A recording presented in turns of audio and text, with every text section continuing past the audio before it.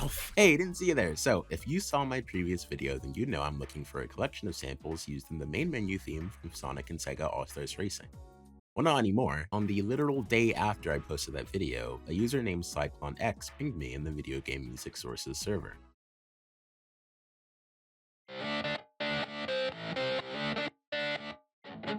Well, I can't kill myself now. Sample Magic New Rave, released in or around June 2008, is the sample pack used for both All-Stars Racing as well as every single song I listed in the previous video.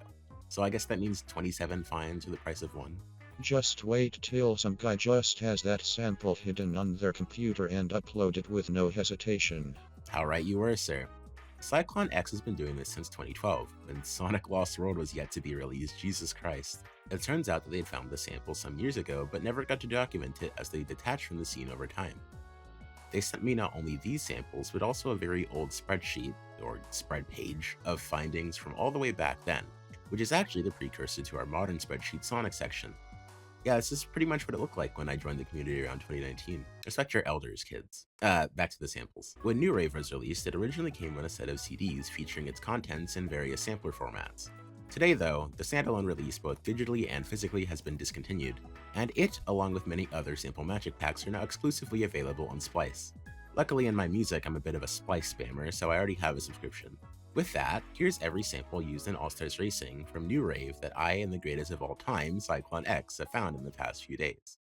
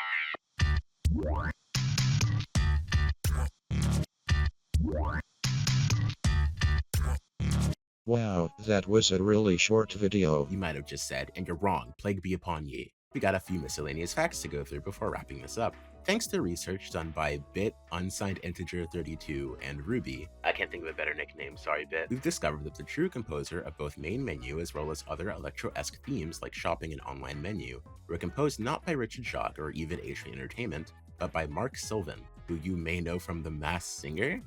Okay.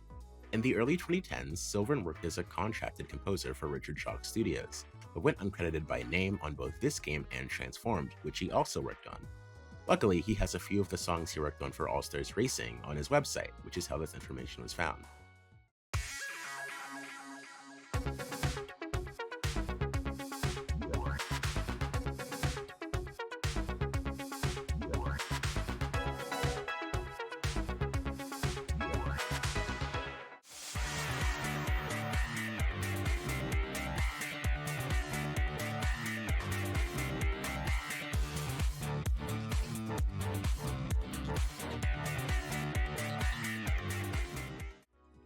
I've emailed Sylvan just for some additional information, but I wouldn't be surprised if he never checks his mail.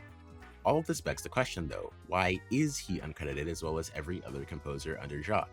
And additionally, why does Jacques sometimes take direct credit for their work in the soundtrack liner notes?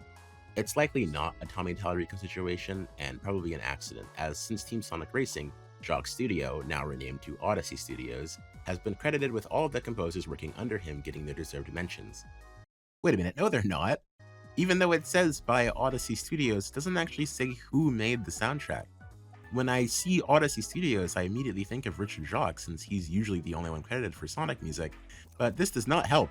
All it does is just rename what would be Richard Jacques to Richard Jacques Studios, but now it has a fancy name in front of it. 2.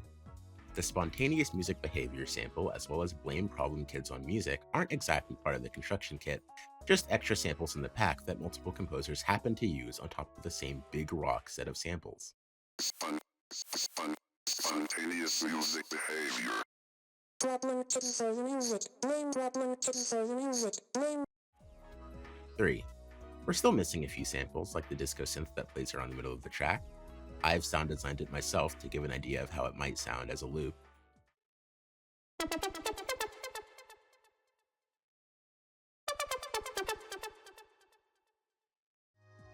Given how Sylvan is a multimedia composer and likely has an extremely busy schedule, I personally doubt that he created or sound designed any of the elements in this track, judging from how most of it is from one folder of samples.